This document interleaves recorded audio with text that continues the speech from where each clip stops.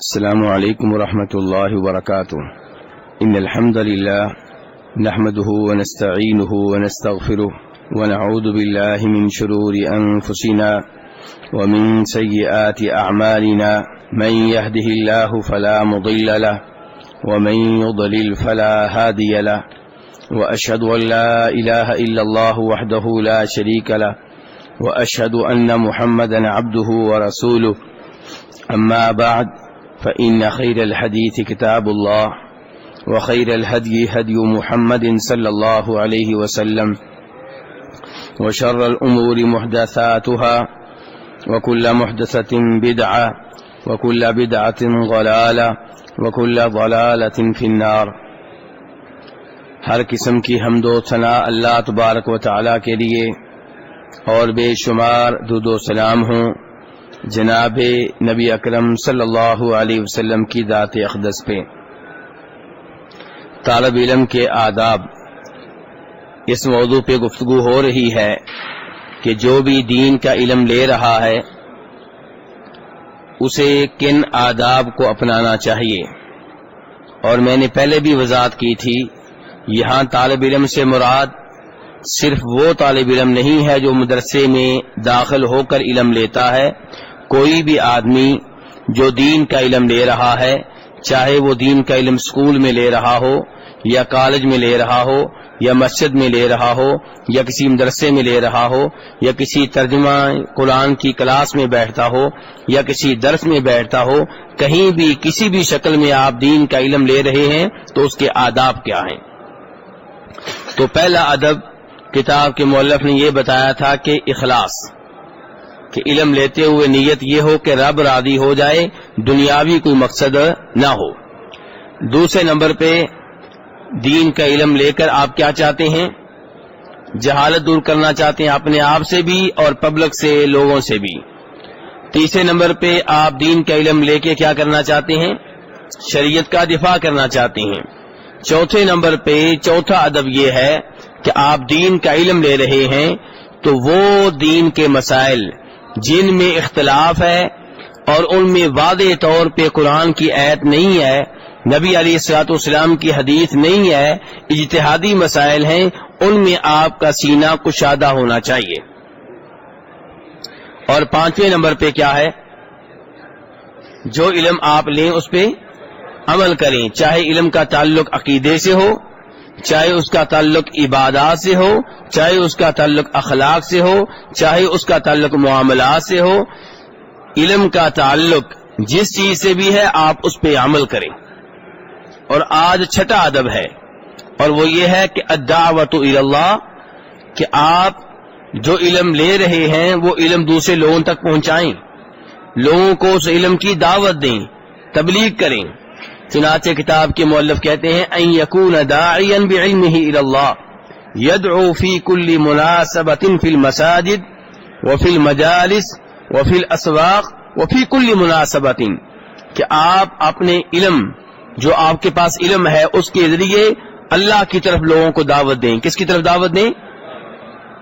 یہاں پہ یہ نہیں کہا کہ اپنے مسلک کی طرف دعوت دیں، اپنی جماعت کی طرف دعوت دیں، اپنی پارٹی کی طرف دعوت دیں، اپنے پیر صاحب کی طرف لوگوں کو بلائیں کہ اس پیر صاحب کی بیعت کرو یا اس مولوی صاحب کی، نہیں، دعوت الی اللہ، اللہ کی جانب دعوت دیں۔ اور یہ دعوت کہاں دیں؟ جہاں بھی موقع ملے، مسجد میں ملے تو وہاں دعوت دیں۔ اگر آپ کو کسی مجلس میں یہ موقع مل جائے، کسی میٹنگ میں گئے، کسی اجتماع میں گئے، کوئی پروگرام ہو رہا ہے، چاہے شادی کا پروگرام ہو، چاہے فوتگی کا پروگرام ہو، چاہے عقیقے کا پروگرام ہو، چاہے برادری کی کوئی میٹنگ ہو، جہاں پہ کوئی موقع ملا وہاں پہ آپ دین کی دعوت دیں، دین کا مسئلہ بتائیں۔ وفی الاسواق، کی بازار میں بھی آپ بازار گئے ہیں دکاندار کو بتائیں، یا آپ دکاندار ہیں تو آنے والے گاہک کو بتائیں، آپ کسی آفس میں بیٹھے ہیں تو ساتھ والے دوستوں کو بتائیں، جو لوگ آپ کے پاس آتے ہیں آفس میں انہیں بتائیں۔ وفی کل مناسبۃ، بلکہ ہر موقع پہ آپ لوگوں کو وہ علم دیں جو آپ لے رہے ہیں۔ ھذا النبی صلی اللہ علیہ وسلم بعد ان آتاہ اللہ النبوۃ والرسالہ ما جلس فی بیتی، یہ ہمارے نبی علیہ الصلوۃ والسلام ہیں، ان کی طرف دیکھیے، جب آپ کو نبوت ملی جب آپ کو رسالت ملی پھر آپ اپنے گھر میں چین سے نہیں بیٹھے، بلکہ یدعو الناس ویتحرک، لوگوں کو دعوت دیتے رہتے تھے اور متحرک رہتے تھے، سستی نہیں کی۔ پھر آپ نے جب نبوت آ گئی، جب قرآن آنا شروع ہوا، پھر قرآن کو لے کے گھر میں نہیں بیٹھے، قرآن کی وہ آیتیں، وہ کلام کبھی اس کو پہنچا رہے ہیں، کبھی اس کو دے رہے ہیں، کبھی اسے سنا رہے ہیں، کبھی اسے پڑھا رہے ہیں۔ وَأَنَا لَا أُرِيدُ مِن طَلَبَةِ الْعِلْمِ أَن يَكُونُوا نُسَخًا مِن کُتُب، کتاب کے مؤلف کہتے ہیں کہ میں نہیں چاہتا کہ طالب علم جو ہیں وہ کتاب کے نسخے بن جائیں۔ کیا مطلب کتاب کے نسخے بن جائیں؟ ایک کتاب ہے یہ اور ایک کتاب آپ کے سینے میں لکھی جائے، نہیں، کتاب بول نہیں سکتی، آپ بول سکتی ہیں، آپ علم آگے پہنچائیں، بولیے، حرکت کیجیے، یعنی کہ ایک کتاب ادھر ہے ایک کتاب آپ بن گئے، نہیں، یعنی کہ صرف کتاب نہ بنے۔ وَلَكِنِّي أُرِيدُ مِنْهُمْ أَن يَكُونُوا عُلَمَاءَ عَامِلِينَ، ہم یہ چاہتے ہیں کہ دین کا علم لینے والے جو ہیں وہ دین پہ عمل بھی کرنے والے ہوں اور اس کی طرف دعوت دینے والے بھی، اس کی طرف دعوت دینے والے بھی ہوں۔ تو آج چھٹا ادب جو ہم نے پڑھا ہے وہ کیا ہے؟ دعوت اللہ کا کام کریں، جو علم لیا ہے لوگوں تک پہنچائیں، لوگوں کو بھی وہ علم دیں۔ کہتے ہیں ساتواں ادب ہے الحکمہ، کہ طالب علم کو حکیم ہونا چاہیے، سمجھدار ہونا چاہیے، حکمت سے کام لینا چاہیے، دعوت دیں لیکن حکمت سے۔ ان یکون متحلیا بالحکمت، طالب علم کو حکمت سے آراستہ و پیراستہ ہونا چاہیے۔ حیث یقول اللہ تعالی، دیکھیے کہ اللہ تعالیٰ کہتے ہیں یؤتی الحکمت من یشاء، میں جسے چاہتا ہوں اسے حکمت دیتا ہوں۔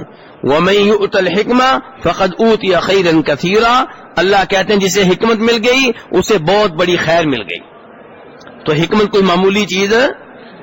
اب دین کا علم بہت سے لوگوں کے پاس ہے لیکن لوگوں تک پہنچانے کا طریقہ حکمت عملی ہر ایک کے پاس نہیں ہے۔ جس کو اللہ یہ حکمت عملی دے دے وہ اس کے پاس بہت بڑی خیر ہے، بہت بڑی دولت ہے۔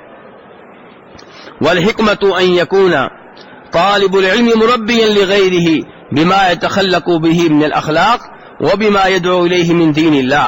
حکمت کیا ہے؟ حکمت یہ ہے کہ طالب علم دوسروں کی تربیت کرنے والا ہو اس اخلاق کے ذریعے جو اس نے اپنایا ہوا ہے۔ آپ اپنے اخلاق کے ذریعے دوسروں کے اوپر اثر ڈالیں، ان کی تربیت کریں، اور وہ دین جس کی طرف آپ لوگوں کو بلا رہے ہیں اس کے ذریعے آپ لوگوں کی تربیت کریں۔ بحیث یخاطب کل انسان بما یلیق بحالہ، حکمت یہ ہے کہ ہر انسان سے جب آپ مخاطب ہوں، کسی بھی انسان سے جب آپ دین کے بارے میں بات کریں تو اس کے حالات کے مطابق کریں۔ کس کے حالات کے مطابق؟ جس کو آپ دعوت دے رہے ہیں۔ آپ دیکھ لیں بھی یہ وزیر اعظم ہے، اس سے بات کرنے کا طریقہ کیا ہے؟ یا آپ کا سگا بھائی ہے، اس سے بات کرنے کا طریقہ کیا ہے؟ یہ بیٹا ہے، اس سے بات کرنے کا طریقہ کیا ہے؟ اب بادشاہ سے، وزیر اعظم سے اسی انداز سے بات کرنا جس انداز سے آپ اپنے چھوٹے بھائی سے بات کرتے ہیں، بیٹے سے بات کرتے ہیں، یہ کوئی حکمت عملی نہیں ہے۔ اور اسی حکمت عملی کی آج ہم میں کمی پائی جاتی ہے۔ آپ نے دیکھا ہوگا بہت سے لوگ وہ حکمرانوں کو للکار رہے ہوتے ہیں، حکمران موجود بھی نہیں ہوتا ویسے ادھر، ایسے للکار رہے ہوتے ہیں جیسے سامنے بیٹھا ہوا ہے۔ بھائی حکمران کو دعوت دینے کا یہ طریقہ نہیں ہے، ہر آدمی کو اس کے مقام کے مطابق بلانا چاہیے۔ دیکھیے جب اللہ تعالی نے موسیٰ علیہ السلام کو، ہارون علیہ السلام کو فرعون کے پاس بھیجا، فرعون سے بڑا کوئی گنہگار ہوگا؟ بولیے، اپنے آپ کو رب کہہ رہا ہے، تو کیا اللہ نے کہا اس کی ایسی کی تیسی کر دینا؟ کہا فقولا لہ قولا لینا، اس سے نرمی سے بات کرنا، لعلہ یتذکر، شاید کہ وہ نصیحت حاصل کر لے، او یخشا، شاید وہ ڈر جائے، شاید اللہ سے ڈر جائے، شاید اللہ کا ڈر اس کے دل میں پیدا ہو جائے۔ فرعون اس سے بڑا جابر کون ہوگا؟ اور آپ اپنے بادشاہ کے خلاف صبح و شام لگے رہتے ہیں، اور بلکہ مسجد کے مولوی صاحب سے بھی کہتے ہیں کیا کہ مولوی صاحب آپ ڈٹ کے چودھری کا نام لے کے بات کیوں نہیں کرتے، ڈرتے کیوں ہیں؟ جبکہ صورتحال یہ ہے کہ گاؤں کا چودھری جو ہے وہ تو دور کی بات ہے، آپ جو اپنے آپ کو عام آدمی سمجھتے ہیں، اگر نام لے کر آپ کو دعوت دی جائے آپ قبول کر لیں گے؟ کبھی بھی نہیں. چودھری کو چھوڑیے، میں آپ کی بات کر رہا ہوں. آپ کی بیٹیوں میں، آپ کے بیٹوں میں کوئی غلطی نہیں پائی جاتی؟ بولیے. تو اگر نام لے کر آپ کا کہا جائے اس کی بیٹی یہ کام کر رہی شریعت کے خلاف ہے، کیا آپ میری بات مان لیں گے یا مجھے گریبان سے پکڑیں گے؟ تو کیا فائدہ ہوا ایسی دعوت کا؟ یہ دین کی دعوت دے رہے ہیں آپ، تو یہ کوئی طریقہ نہیں ہے. تو جب آپ عام آدمی ہو کر یہ انداز برداشت نہیں کرتے، بادشاہ کیسے برداشت کرے گا؟ وزیر اعظم کیسے برداشت کرے گا؟ آپ کے آفس کا جو ڈائریکٹر ہے وہ کیسے برداشت کرے گا؟ آپ کی فیکٹری کا جو مالک ہے وہ کیسے برداشت کرے گا؟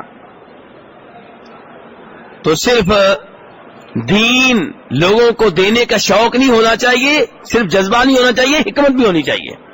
کس سے کس انداز سے بات کرنی ہے، کیسے تمہید باندھنی ہے، کون سے موقع پہ کون سا جملہ پہلے کہوں گا تو میری بات اثر کرے گی. کتاب کے مؤلف کہتے ہیں وَإِذَا سَلَكْنَا هَذَا الطَّرِيقَ، اگر ہم حکمت کے راستے پہ چل پڑیں، حصل لنا خیر کثیر، تو بڑی خیر ہو جائے گی. پھر کما قال ربنا عز وجل، جیسا کہ اللہ نے اس آیت میں کہا ہے جو بھی ہم نے پڑھی ہے کہ جسے حکمت مل گئی اسے بہت بڑی خیر مل گئی. والحکیم، حکیم کون ہوتا ہے، حکمت والا کون ہے؟ کتاب کے مؤلف کہتے ہیں هو الذی ينزل الاشیاء منازلها، یہ وہ آدمی ہے جو ہر چیز کو اس کے مقام و مرتبہ پہ رکھتا ہے. حکیم کون ہے جو ہر چیز کو اس کے، یہ کہتے ہیں نا جی سب کو ایک نظر سے دیکھنا چاہیے، یہ بات صحیح نہیں ہے. جب قاضی جو ہے، جج جو ہے، وہ ہر ایک سے انصاف کرے گا، وہ ہر ایک کو ایک نگاہ سے دیکھے گا. لیکن جو دعوت دینے والا ہے، جسے دین کی تبلیغ کرنی ہے، وہ موقع دیکھے گا، اس کا عہدہ دیکھے گا، اس کا مقام دیکھے گا. لأن الحکیم ماخوذ من الاحکام وهو الاتقان واتقان شیء ينزله منزلته. تو حکیم جو ہے یہ لفظ جو ہے احکام سے نکلا ہے، اور احکام کیا ہے کہ ہر چیز کو اس کے مقام و مرتبہ پہ رکھیں.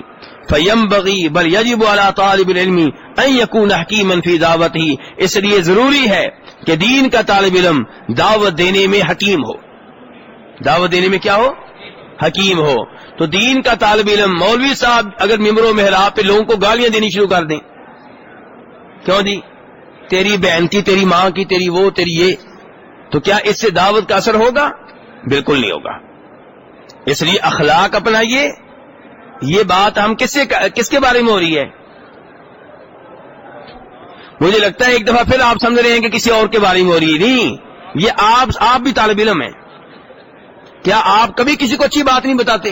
بولیے. تو یہ آپ سے بات ہو رہی ہے. کیا آپ ابھی دین کا علم نہیں لے رہے؟ تو آپ بھی طالب علم ہیں. یہ نہ سمجھیے کہ مولوی صاحب کے بارے میں باتیں ہو رہی ہیں، آپ کے بارے میں باتیں ہو رہی ہیں. کہ آپ جب دین کی دعوت دیں، جب آپ نماز پڑھنے کے بارے میں کہیں، جب آپ بدکاری سے روکیں، کون سا انداز ہونا چاہیے؟ آپ سے باتیں ہو رہی ہیں.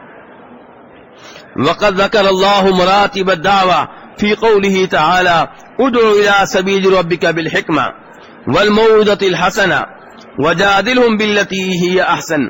کتاب کے مؤلف کہتے ہیں اللہ تعالیٰ نے دعوت کے مراحل اور مرتبے ذکر کیے ہیں اس آیت میں. کس آیت میں؟ جس میں اللہ کہتے ہیں ادعو، دعوت دیں. ادعو کا معنی کیا؟ عائشہ صاحب سے پوچھیں. کوئی عائشہ ادعو کا معنی کیا ہے؟ دعوت دیں، اللہ کے دین کی طرف بلائیں. ادعو، دعوت دیں. الی سبیل ربک، اپنے رب کے راستے کی طرف. بلانا کس طرف ہے؟ یہ کون سا راستہ ہے؟ میرا مسلک جو ہے وہ ایسے ہی ہے نا. ہاں، میری جماعت، میرے پیر صاحب والا راستہ نہیں، جو اللہ کا راستہ اس کی بات ہو رہی ہے، صراط مستقیم کی بات ہو رہی ہے. ادعو الی سبیل ربک، اپنے رب کے راستے کی طرف لوگوں کو بلائیں. کس انداز سے؟ یا اللہ، بالحکمت، حکمت کے ساتھ. والموعظۃ الحسنہ، اور اچھے واعظ کے ذریعے، اچھی نصیحت کے ذریعے. وجادلہم باللتی ہی احسن، اور ان سے بحث و مباحثہ بھی کریں تو بہت اچھے طریقے سے کریں. اب یہاں پہ امام ابن قیم رحمہ اللہ اور دیگر کئی ائمہ کرام نے لکھا ہے کہ اللہ نے کہا ہے دعوت دینی حکمت کے ساتھ. حکمت یہ کس کے ساتھ یہ حکمت کا طریقہ کس کے ساتھ اختیار کریں گے؟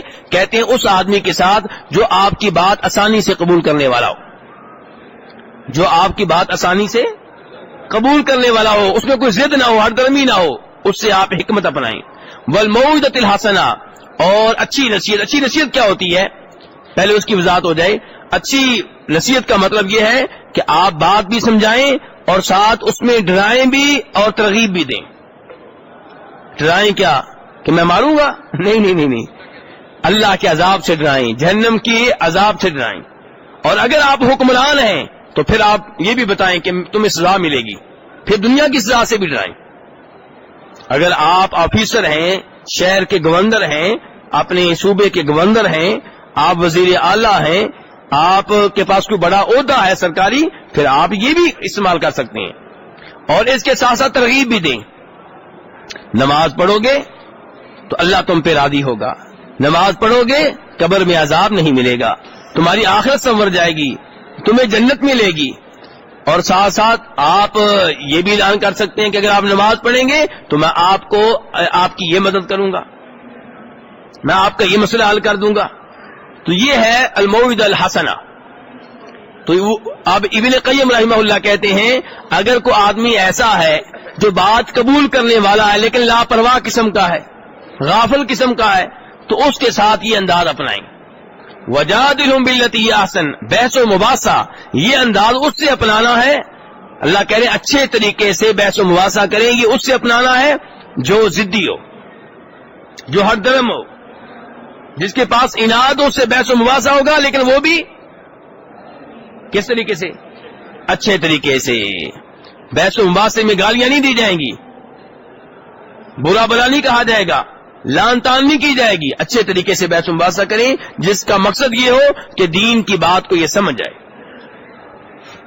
وذکر اللہ تعالی مرتبۃ رابعہ فی جدال اہل الکتاب فقال تعالی، کہتے ہیں کہ اللہ نے ایک چوتھا مرتبہ بھی ذکر کیا ہے. پہلا مرتبہ کیا تھا؟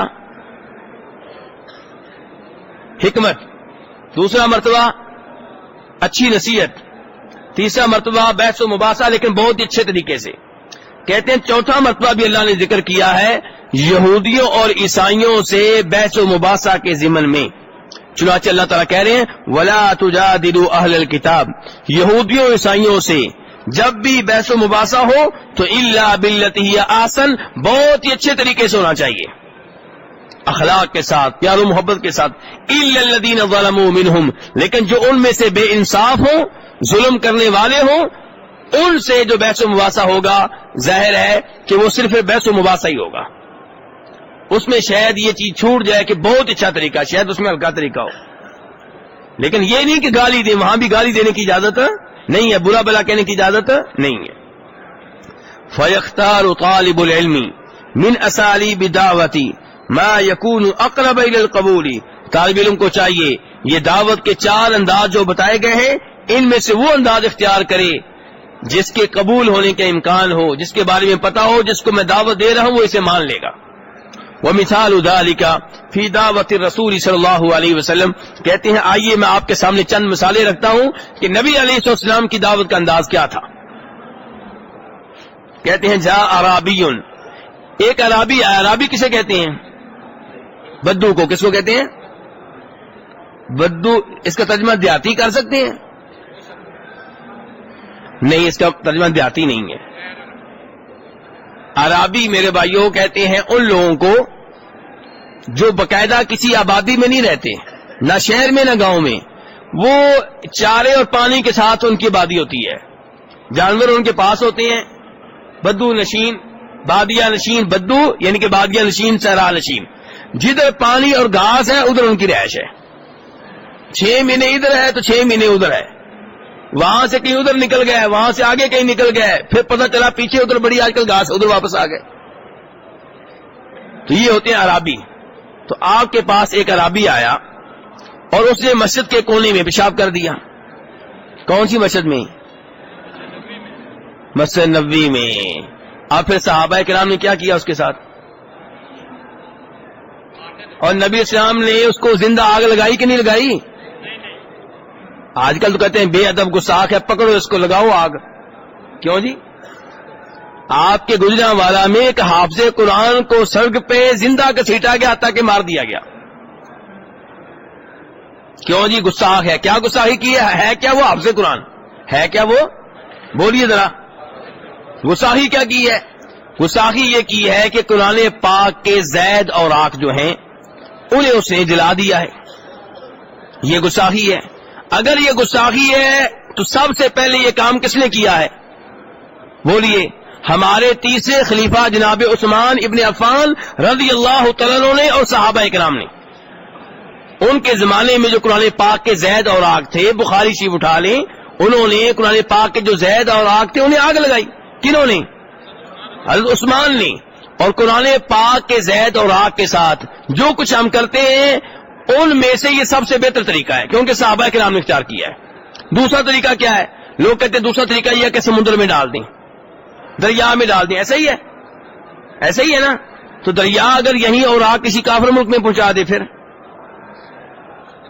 اور دریا میں کیا لوگ پیشاب نہیں کر جاتے؟ حیض کے کپڑے نہیں دھوتے؟ پخانے والے کپڑے نہیں دھوتے؟ یعنی کہ جو آپ کی عقل مانتی ہے وہ اچھا طریقہ ہو گیا، اور جو صحابہ کرام نے اختیار کیا وہ غلط ہو گیا. آپ کہتے ہیں زمین میں دفن کر دیں، لو جی زمین میں دفن کر دیا. آج یہ زمین مسلمان کے پاس ہے، 150 سال کے بعد شاید کسی کافر کے پاس ہو. وہ ہل چلائے گی اور آگ نکلے، کیا اثر کرے گا وہ؟ تو بہترین طریقہ کون سا ہے جو کس نے اختیار کیا؟ لیکن میں آپ سے نہیں کہوں گا کہ آپ یہ طریقہ اختیار کریں، نہ نہ یہ طریقہ اختیار نہ کریں. کیوں؟ اپنی جان بچانا ضروری ہے. جس ماحول میں آپ رہتے ہیں، جس معاشرے میں آپ رہتے ہیں، وہاں معمولی سی بات پہ آپ کو بے ادب کہا جائے گا اور پھر لوگ آپ کو پکڑ لیں گے. کوئی نہیں پوچھے گا کیا ہوا تھا، بعد میں پتا چلے گا کیا ہوا تھا. پہلے مارو اس کو، پہلے کیا کرو؟ اس کو مارو، زندہ آگ جلا دو، یہ سارے کام کر لو، بعد میں پوچھیں گے کیا ہوا تھا، چکر کیا تھا، معاملہ کیا تھا. کیا یہ اسلام ہے؟ کیا یہ نبی علیہ الصلوۃ والسلام کا انداز ہے؟ آئیے سنیے مسجد نبوی کا واقعہ. مسجد حرام کے بعد سب سے مقدس مسجد کون سی ہے؟ مسجد نبوی. اور عرابی نے مسجد کے کونے میں کیا کیا ہے؟ پیشاب کیا ہے، پیشاب. فقام الیہ الصحابہ، صحابہ کرام اٹھے، یزجرون، اسے ڈانٹنے لگے. فنہاہم النبی صلی اللہ علیہ وسلم، نبی السلام نے صحابہ کرام کو روک دیا. ولما قضا بولہ، جب اس آدمی نے پیشاب کر لیا، دعاہ النبی صلی اللہ علیہ وسلم، نبی صلی اللہ علیہ وسلم نے بلایا. وقال له، اور اس سے کہا، ان هذه المساجد، یہ مسجدیں ہیں، لا تصلح لشيء من هذا البول والقدر، ان مسجدوں میں پیشاب کرنا، پخانہ کرنا درست نہیں ہے. انما هي لذکر اللہ عز وجل، یہ اللہ کے ذکر کے لیے بنائی گئی ہیں. والصلاۃ، نماز پڑھنے کے لیے بنائی گئی ہیں. وقراءۃ القرآن، اور یہ قرآن پڑھنے کے لیے بنائی گئی ہیں. او کما قال النبی صلی اللہ علیہ وسلم، یا پھر جیسے بھی نبی اسلام نے کہا، یعنی کہ اس سے ملتے جلتے الفاظ کہے. ارأیتم احسن من هذه الحکمہ، کتاب کے مؤلف آپ سے سوال کر رہے ہیں کیا اس سے اچھا کوئی طریقہ ہوگا، کیا اس سے بہتر انداز کی ہوگا؟ یہ انداز آپ نے اختیار کیا. تو وہ جو عرابی تھا، ان شرح صدرہ، اس کا سینہ کھل گیا. وقتنا، اس نے آپ کی بات کو قبول کیا. حتی انہ قال، اور وہ اتنا آپ پہ خوش ہوا، کہنے لگا اے اللہ میرے اوپر رحمتیں کر اور محمد کے اوپر رحمتیں کر، اور کسی تیسرے آدمی پہ کوئی رحمت نہ کرنا، صلی اللہ علیہ وسلم. وہ اتنا متاثر ہوا آپ کے اخلاق سے. کیا انداز ہے، کیا حکمت ہے. کیا آج ہمارا یہی انداز ہوتا ہے؟ اگر ہم رفع الیدین کرنے والے ہیں، ہماری مسجد میں اگر وہ آ جائے جو رفع الیدین نہیں کرتا، اس کی خیر نہیں ہے. اور اگر ہم رفع الیدین کرنے والے نہیں ہیں، ہماری مسجد میں وہ آ جائے جو رفع الیدین کرتا ہے، تو اس کی خیر نہیں ہے. مار مار کر اسے مسجد سے نکالا جائے گا، انگلیاں توڑ دی جائیں گی، اور کسی زمانے میں انگلیاں کاٹ دی جاتی تھیں. بھئی اگر آپ سمجھتے ہیں رفع الیدین ہی حق ہے تو آپ دلائل دیں، اسے سمجھائیں. اگر مان لیا الحمدللہ، نہیں مانتا تو آپ نے حق ادا کر دیا. اور اگر آپ کہتے ہیں رفع الیدین نہ کرنا درست ہے، آپ اپنے دلائل دیں.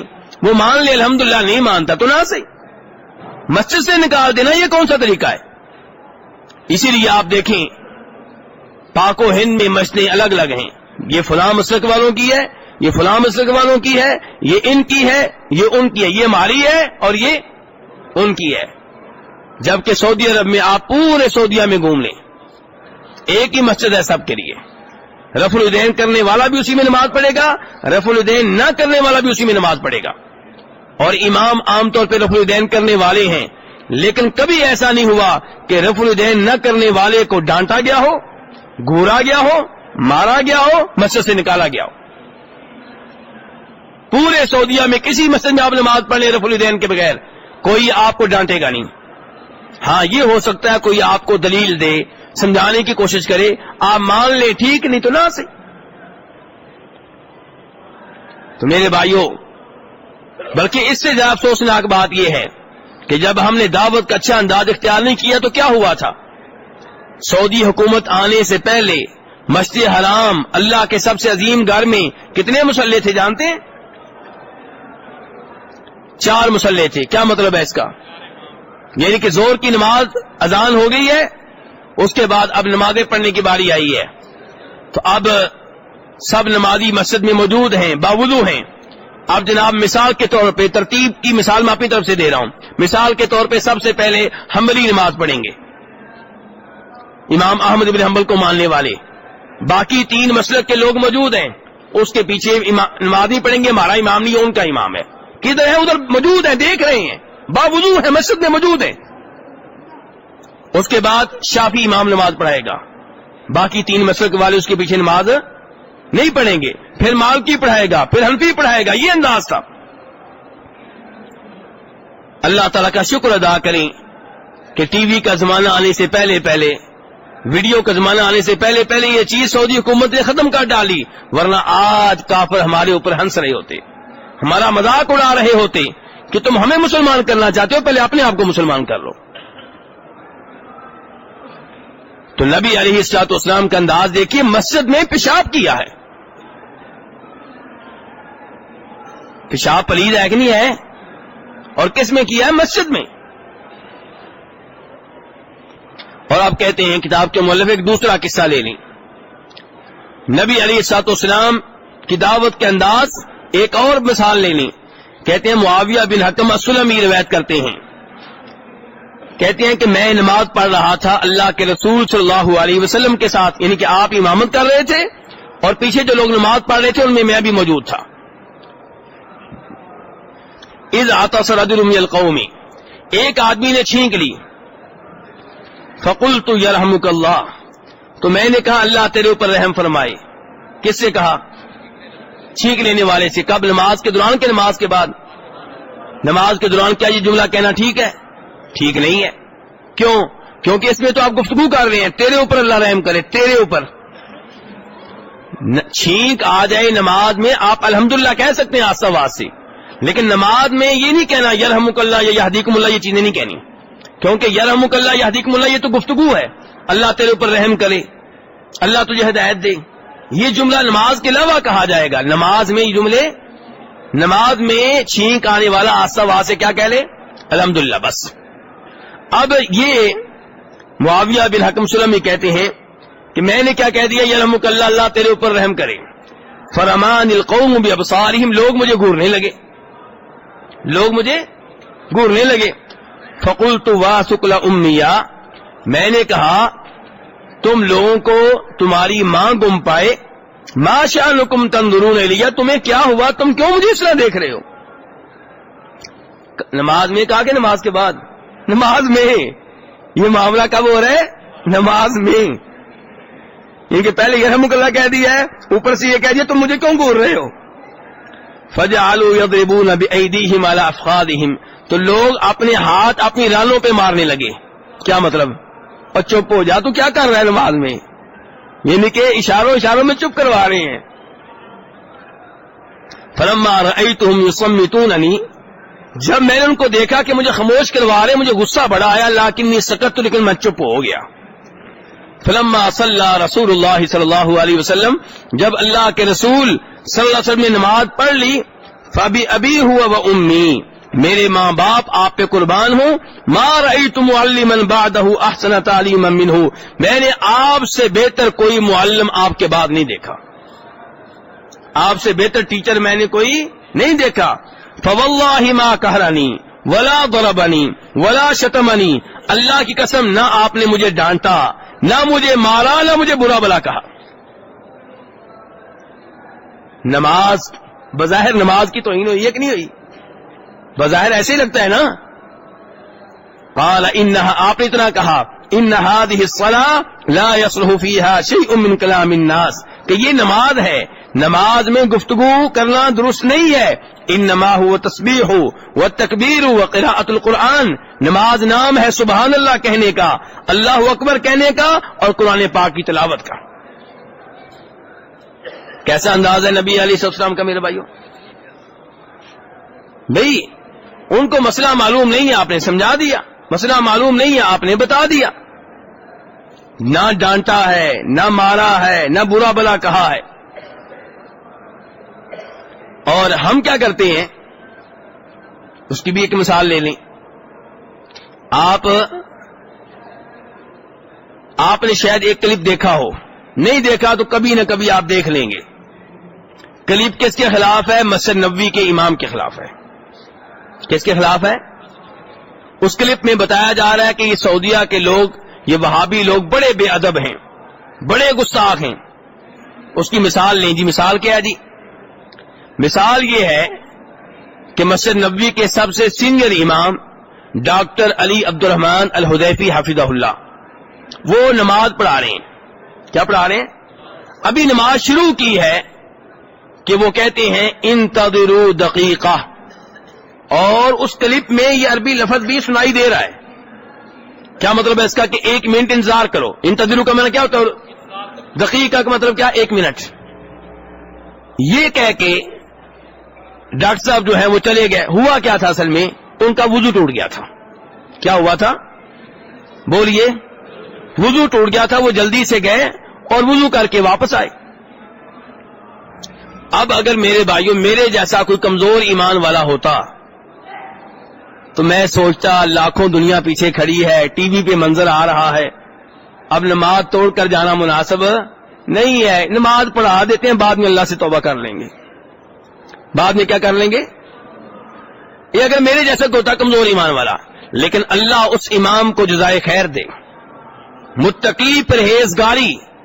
اسی وجہ سے انہوں نے اتنی دنیا کے سامنے نماز توڑی ہے اور لوگوں سے کہا 1 منٹ انتظار کریں. وضو کرنے کے لیے گئے ہیں اور واپس آ کے پھر دوبارہ نماز پڑھائی ہے. اب یہ کلپ جس کی میں بات کر رہا ہوں یہ اردو میں ہے.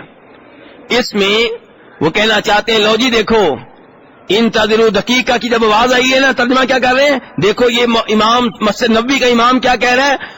ذرا انتظار کرو، میرا فون آیا، فون سننے جا رہا ہوں.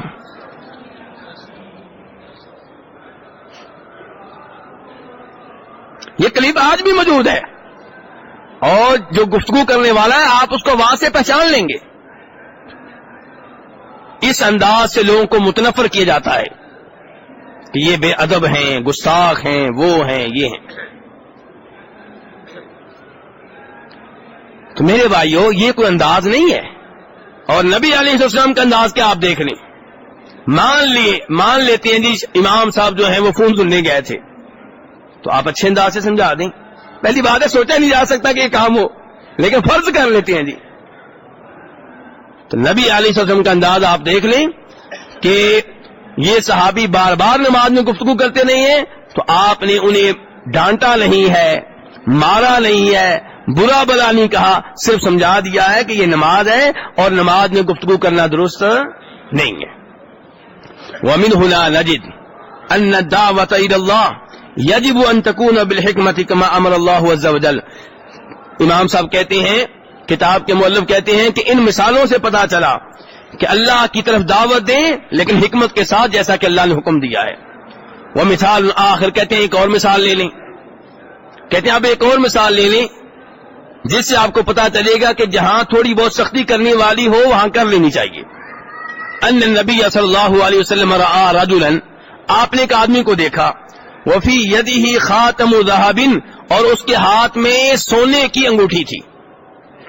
اس آدمی کے ہاتھ میں کیا تھی؟ سونے کی انگوٹھی. مرد حضرات پہن سکتے ہیں؟ حرام ہے، حرام ہے. پہننا بالکل بھی جائز، اور لیکن ہم میں سے کئی لوگ پہنتے ہیں خصوصاً شادی کے موقع پہ. کیوں جی؟ شادی کے موقع پہ تو جائز ہے نا. ہاں جی حرام ہے. یہ کہتے ہیں چلو جی شادی کا موقع ہے، پہن لیں گے بعد میں اتار دیں گے. تو کیا شادی کے موقع پہ موت نہیں آ سکتی؟ 2-3 سال پہلے کا واقعہ ہے لاہور کا، گڑی شاہو کا. شادی حال میں دلہا اور دلہن کو ایک ساتھ بٹھایا گیا, تقریب ہو رہی ہے, اچانک جو پیچھے دیوار تھی ان کے اوپر گر گئی.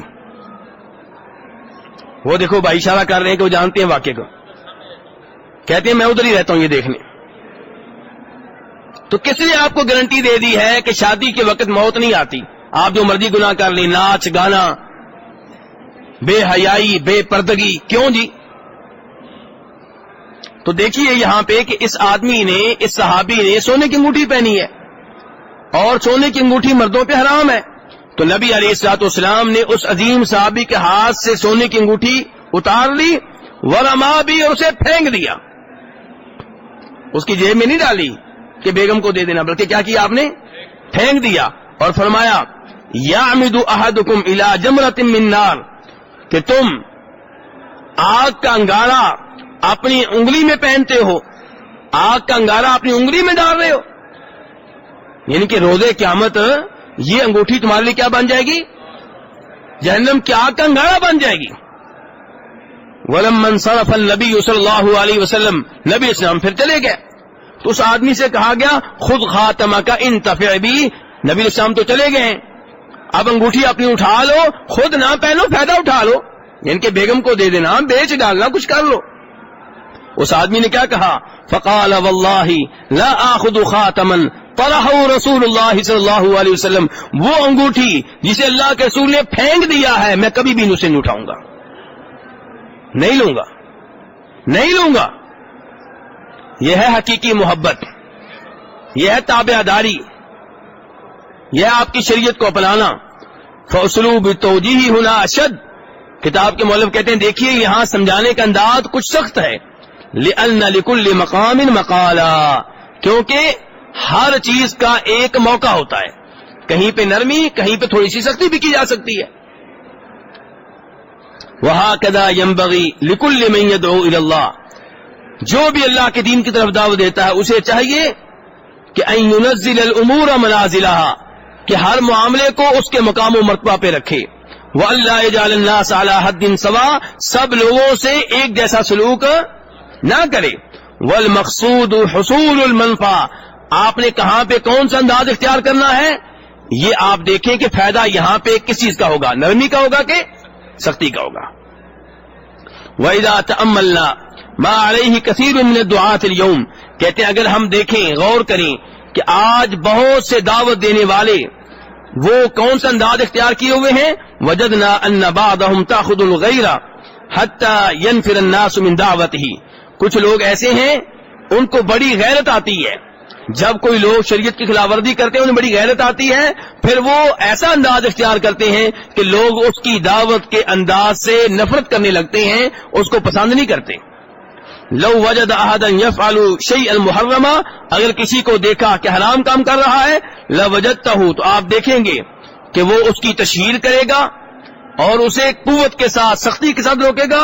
یقول, کہے گا ما تخاف اللہ, اللہ سے ڈرتے نہیں ہو, ما تخش اللہ, اللہ سے ڈرتے نہیں ہو, وما اشبہ ذالک, اس قسم کے جملے استعمال کریں گے حتیٰ کہ وہ آپ سے متنفر ہو جائے گا. وہذا لیس بطیب, یہ کوئی اچھا انداز نہیں ہے. لأن هذا, کیونکہ یہ آدمی جو ہے جب آپ یہ انداز اختیار کریں گے وہ ضد میں آ جائے گا, وہ اس کا مقابلہ ضد سے کرے گا. وقد قال شیخ الاسلام ابن تیمیہ رحمہ اللہ لما نقل عن الشافعی رحمہ اللہ ما یراہ فی اہل الکلام حینما قال, ابن تیمیہ رحمہ اللہ نے امام شافعی رحمہ اللہ کا کلام ذکر کیا ہے. کن کے بارے میں؟ اہل کلام کے بارے میں. کن کے بارے میں؟ اہل کلام, اہل منطق, جو قرآن و حدیث کے مقابلے میں اپنی عقل پیش کرتے رہتے ہیں.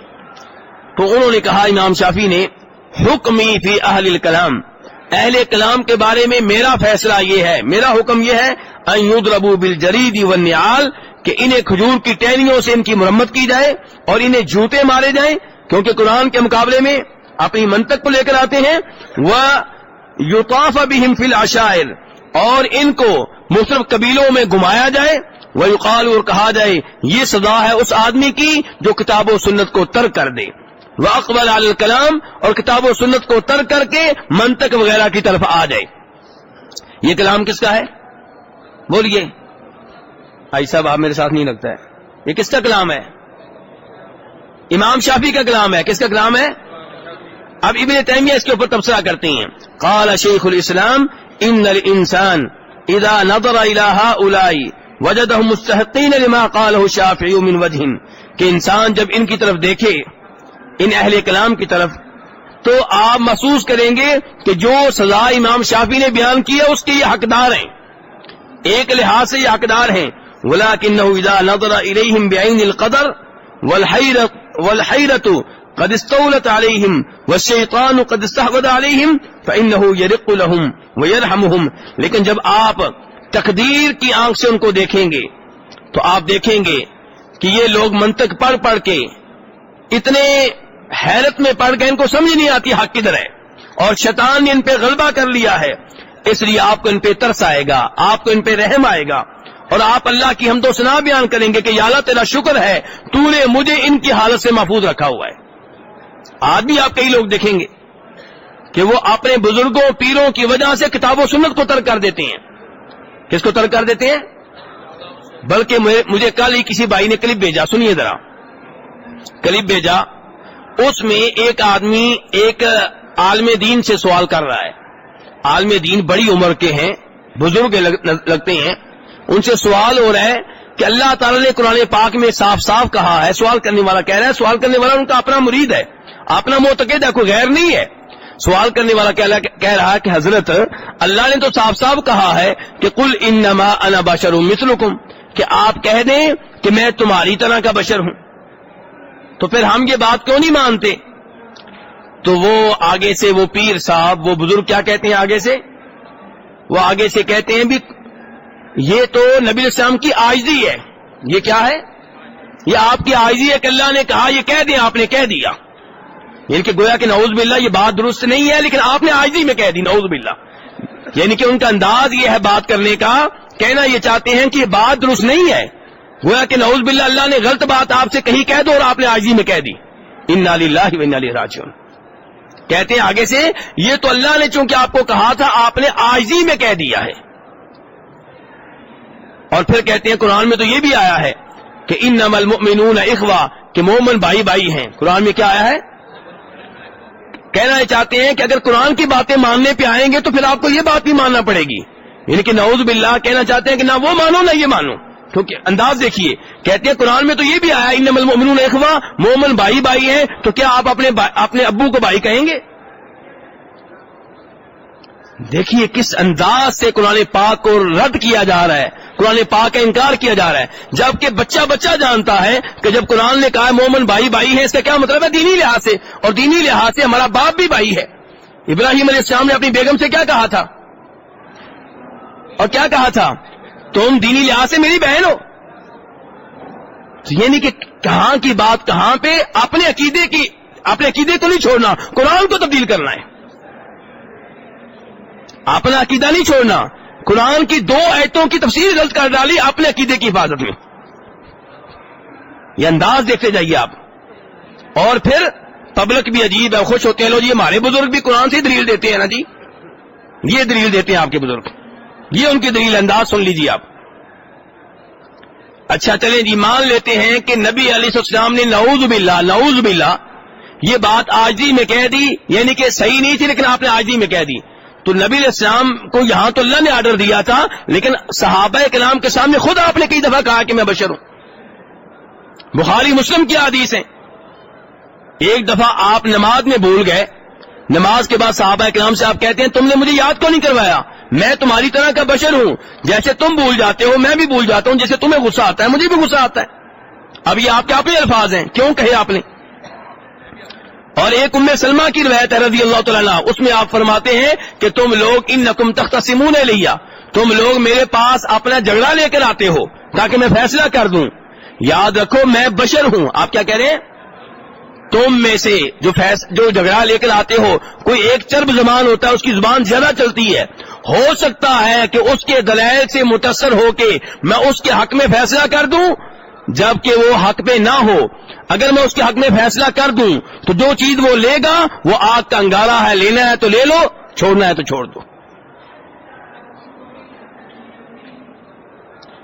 تو میرے بھائی دیکھیے کہ نبی علیہ الصلوۃ والسلام شان اور مقام کے لحاظ سے تمام لوگوں کے امام، سب سے مقدس، سب سے محترم، سب سے عظیم، لیکن ویسے آپ بشر ہیں اس لحاظ سے کہ آپ کے والدین تھے، آپ کی اولاد تھی، آپ کی بیویاں تھیں، آپ پہ غسل واجب ہوتا تھا، آپ پیشاب کرتے تھے، پخانہ کرتے تھے، آپ کا خون تھا، آپ کو بھوک لگتی تھی، کھانا کھاتے تھے، یہ سارے اس لحاظ سے آپ انسان ہیں، بشر ہیں. ہاں بشر ہو کر شان بڑی بلند ہے، سب سے بلند ہے، بشر ہو کر شان سب سے. اور یہ ماننا کہ آپ بشر ہیں یہ آپ کی شان ماننا ہے، کیونکہ جو بھائی ہمارے کہہ دیتے ہیں کہ آپ بشر نہیں ہیں، انہوں نے آپ کی شان کیا بیان کی؟ دیکھیں، بشر ہو کر جہاد کرنا یہ کمال ہے، بشر ہو کر نفلی روزے رکھنا یہ کمال ہے، بشر ہو کر رات کو لمبی لمبی نمازیں پڑھنا حتیٰ کہ پاؤں سوج جائیں یہ کمال ہے. جو بشر نہ ہو، نور ہو، اس نے کیا تھکنا ہے، اسے کیا بھوک لگنی ہے، وہ جہاد کر بھی لے تو کوئی کمال نہیں، وہ بھوکا رہ بھی لے تو کوئی کمال نہیں. کمال یہ ہے کہ بشر ہو کر اتنے بڑے کام کیے. اور ہمارے بہت سے بھائی وہ اپنی طرف سے انبیاء کرام علیہم السلام کے بارے میں کئی ایسی باتیں کہہ جاتے ہیں اور وہ سمجھتے ہیں کہ شاید ہم ان کی شان میں اضافہ کر رہے ہیں. نہیں، ایسے شان میں آپ اضافہ نہیں کرتے، کمی کرتے ہیں. اس کی ایک دو مثالیں لے لیں. ابراہیم علیہ السلام اپنے بیٹے سے کہتے ہیں کہ مجھے خواب میں حکم ملا ہے کہ تمہیں ذبح کر ڈالوں. بیٹا کہتا ہے اگر آپ کو حکم ملا ہے تو عمل کیجئے. اب آپ نے چھری پکڑی اور بیٹے کی گردن پہ چھری چلائی. یہ ان کا چھوٹا کارنامہ ہے کہ بڑا کارنامہ ہے؟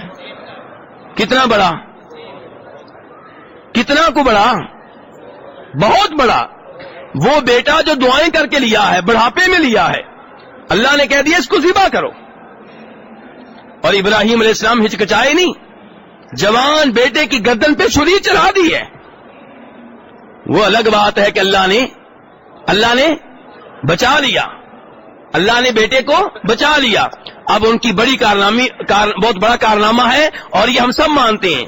لیکن میرے بھائیوں، اگر کسی کا یہ عقیدہ ہو کہ جناب ابراہیم علیہ السلام عالم الغیب تھے، پہلے سے جانتے تھے چھری نہیں چلے گی، تو کیا کارنامہ ہے مجھے بتائیے.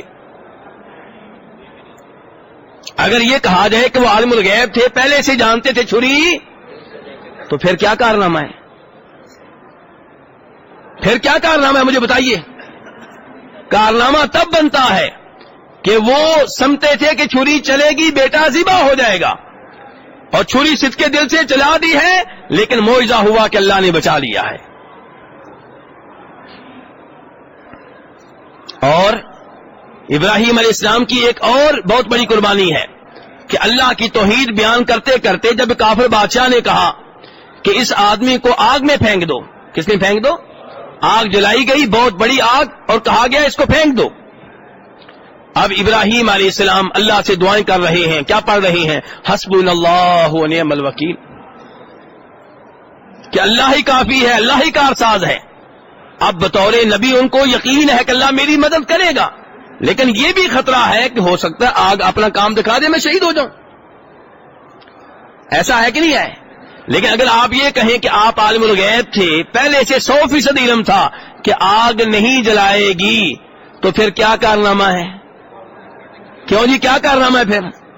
پھر کوئی کارنامہ نہیں ہے. تو ہمارے کئی دوست اپنی طرف سے وہ شان بیان کرتے ہیں. شان بنتی نہیں ایسے. شان تب بنتی ہے جب آپ قرآن کا عقیدہ اپنا لیں. تو کہ انبیاء کرام علیہم السلام کو کئی دفعہ غیبی باتیں بتائی جاتی تھیں، کئی دفعہ، ہمیشہ نہیں. اور جو غیبی باتیں بتائی گئی ہیں وہ کم ہیں، جو نہیں بتائی گئی بے شمار ہیں. انبیاء کرام علیہم السلام کا کل علم اللہ کے علم کے مقابلے میں ایسے ہے جیسے سمندر کے سامنے پانی کا ایک قطرہ یا 2 قطرے. سمجھ رہے ہیں کہ نہیں سمجھ رہے؟ بخاری شریف کی حدیث ہے کہ جب موسیٰ علیہ السلام اور خضر علیہ السلام سمندر کے کنارے جمع ہوئے تھے، تب خضر علیہ السلام نے موسیٰ علیہ السلام سے کہا تھا کہ موسیٰ آپ نے دیکھا چڑیا آئی سمندر سے پانی لیا، کتنا پانی لیا ہے؟ 1-2 قطرے لیا ہوگا. کہا اس کے پانی لینے سے کیا سمندر کے پانی میں کوئی کمی واقع ہوئی ہے؟ کہا یہی مثال ہے میرے علم کی تمہارے علم کی. نبی سے کہہ رہے ہیں یہی مثال ہے میرے اور تمہارے علم کی اللہ کے علم کے سامنے. تو اس لیے میرے بھائیوں قرآن کا عقیدہ اپنائیں، قرآن کا عقیدہ اپنائیں.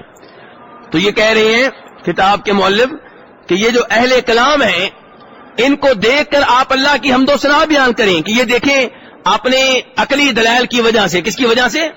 عقلی دلائل کی وجہ سے کیسے قرآن کو ریجیکٹ کر دیتے ہیں، حدیثوں کو ریجیکٹ کر دیتے ہیں. یعنی کہ آپ ان کو قرآن سنائیں گے، وہ آپ کو عقل سے دلائل دے کے آپ کی بات کو ریجیکٹ کر دیں گے. اور ان کو دیکھ کے پھر ترس آتا ہے کہ دیکھیں کیسے یہ لوگ ہیں، کیا ان کا بنے گا روز قیامت کہ اللہ کا کلام رد کر رہے ہیں اپنی ناقص عقل کی وجہ سے. تو کہتے ہیں کہ یہ وہ لوگ ہیں جن کو ذہانت ملی ہے. کیا ملی ان کو؟ یہ اہل کلام جو ہیں ان کو ذہانت تو ملی ہے لیکن دین کی سمجھ نہیں ملی.